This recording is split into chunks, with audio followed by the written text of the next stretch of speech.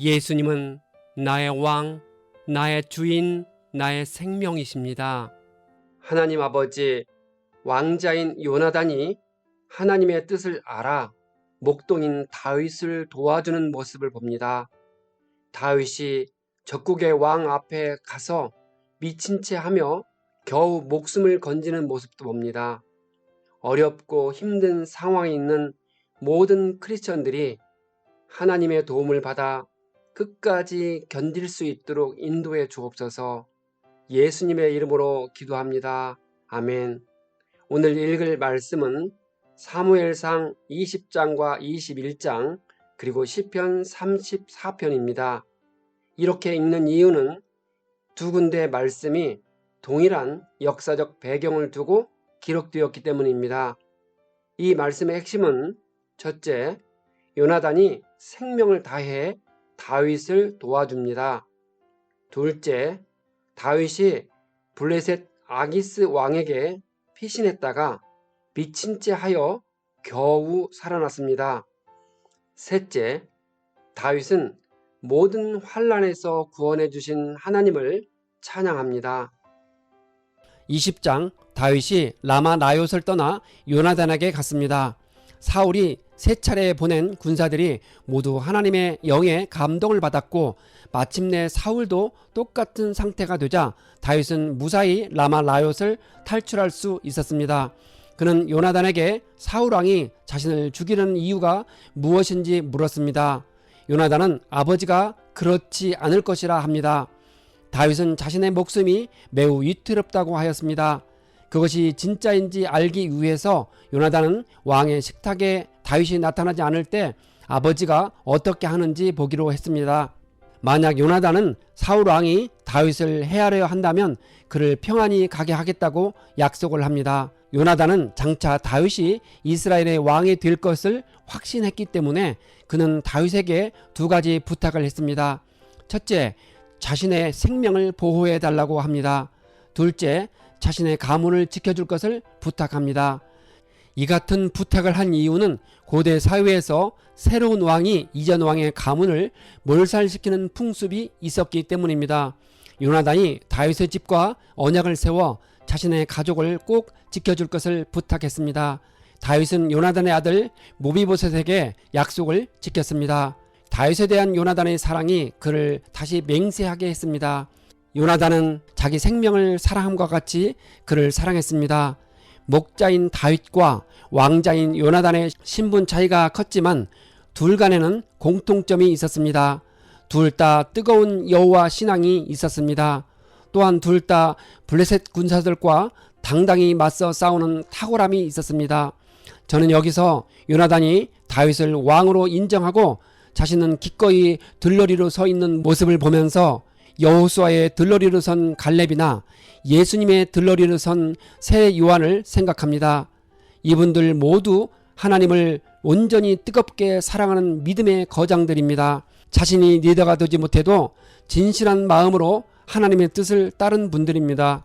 요나단은 다윗과 약속한 날짜를 기억하며 여러 지혜로 계획을 세웠습니다. 사울은 하루 이틀 다윗의 자리가 비어 있을 때 요나단에게 물었습니다. 요나단은 자기 아버지 사울에게 다윗의 소원대로 그를 베들레헴으로 떠나게 했다고 말했습니다.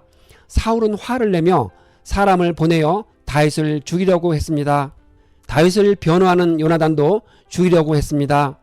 사울은 다윗이 살아있는 동안에 요나단과 나라가 든든히 서지 못하니 죽여야 한다고 합니다. 아버지 사울은 아들 요나단을 단창으로 죽이려 했습니다. 요나단은 아버지의 결심이 확고한 줄 알고 숨어있는 다윗에게 도망가라는 신호를 했습니다. 다윗은 많이 울면서 요나단과 작별 인사를 했습니다. 다윗은 친구이자 왕자인 요나단이 자신에게 베풀어준 크나큰 호의에 대해 감사하는 마음으로 엎드려 절을 했습니다. 다윗은 큰 위협을 무릅쓰고 사울왕의 의도를 알려준 요나단에게 목숨을 비쳤다고 생각했을 것입니다. 21장 요나단과 헤어지고 도망가던 다윗이 제사장 아히멜렉에게 이르렀습니다. 아히멜렉이 다윗을 맞이하면서 이상하게 생각하며 왜 혼자 있는지 물었습니다. 다윗은 왕이 자신을 몰래 보냈고 자신의 소년들은 정해진 곳으로 오고 있다고 말하면서 먹을 것을 있는 대로 달라고 했습니다. 아히멜렉은 다윗에게 거룩한 떡을 주었습니다. 후일 예수님이 이 본문을 예로 들면서 다윗과 함께한 자들이 거룩한 떡을 먹었다고 합니다. 다윗이 창이나 칼이 없는지 묻자 그가 보관하고 있었던 골리앗의 칼을 주었습니다. 다윗이 골리앗을 물리치고 그의 칼을 소유하고 있다가 성소에 기증했기 때문에 거기에 있었습니다.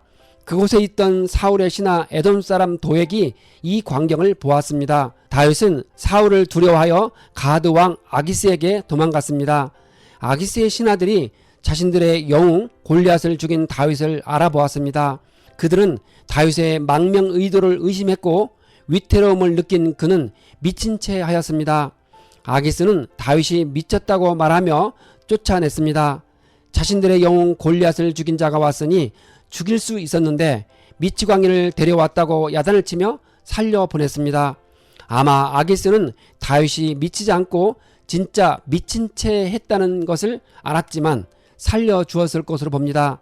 왜냐하면 얼마 후에 다윗이 다시 그를 찾아왔을 때 받아주고 시글락을 주었기 때문입니다. 하나님의 기름 부음을 받은 자이지만 주님이 세우신 미쳐가는 왕을 피해 적국으로 도망가서 미친 채 하며 살았습니다. 다윗은 이런 상황에서 시를 써서 자신의 마음을 표현했습니다. 시편 34편. 다윗이 아기스 왕 앞에서 미친 채 하다가 쫓겨가면서 쓴 시입니다. 사울의 추격에 지치고 힘들어 적국인 블레셋으로 피했는데 자신을 알아본 사람들 때문에 죽음 직전까지 갔습니다. 죽음의 문턱에서 살아난 사람이 주님을 늘 찬양할 것이며 주님을 찬양하는 노랫소리를 입에서 그치지 않겠다고 다짐합니다. 이 시는 각 절의 첫 글자가 히브리어 자음 문자 순서로 되어 있는 시입니다. 다윗은 오직 주님만을 자랑할 것이니 비천한 사람들이 듣고 기뻐하라고 합니다. 살다 보면 미칠 것 같은 상황이 오기도 하고 미친 채 하거나 모르는 채 하면서 살아야 하는 순간이 있습니다. 그럴 때 오직 주님을 간절히 찾고 주님의 응답을 들을 수 있다면 그분이 우리를 삶의 두려움에서 건져주시는 분임을 알게 됩니다. 자기를 도와줄 사람이 아무도 없다고 생각할 때 우리 주님을 우러러 보다가 하나님 계심을 발견하면 우리의 얼굴에 기쁨이 넘칠 것입니다. 사도행전에서 스데반은 돌에 맞아 죽으면서도 주님께서 하나님 우편에 계시는 것을 보고 천사의 얼굴을 할 수 있었던 것입니다. 다윗은 주님의 천사가 그를 경외하는 사람을 둘러 진을 치고 건져주신다는 확신이 있습니다. 주님의 신실하심을 깨닫고 예수님을 자신의 피난처로 삼는 사람은 큰 복을 받을 것입니다. 그래서 우리는 주님을 경외해야 합니다. 주님을 경외하는 사람에게는 아무런 부족함이 없을 것입니다. 아멘. 죽음에 직면한 상황에서도 주님을 경외하는 마음으로 부르짖으면 반드시 살려주실 것입니다. 주님은 종들의 목숨을 건져주시니 그를 피난처로 삼는 사람은 정죄를 받지 않을 것입니다. 하지만 주님을 경외하는 삶을 살다가 순교할 수도 있습니다. 그래도 주님을 경외하면서 살아가는 삶이 복되다고 생각합니다.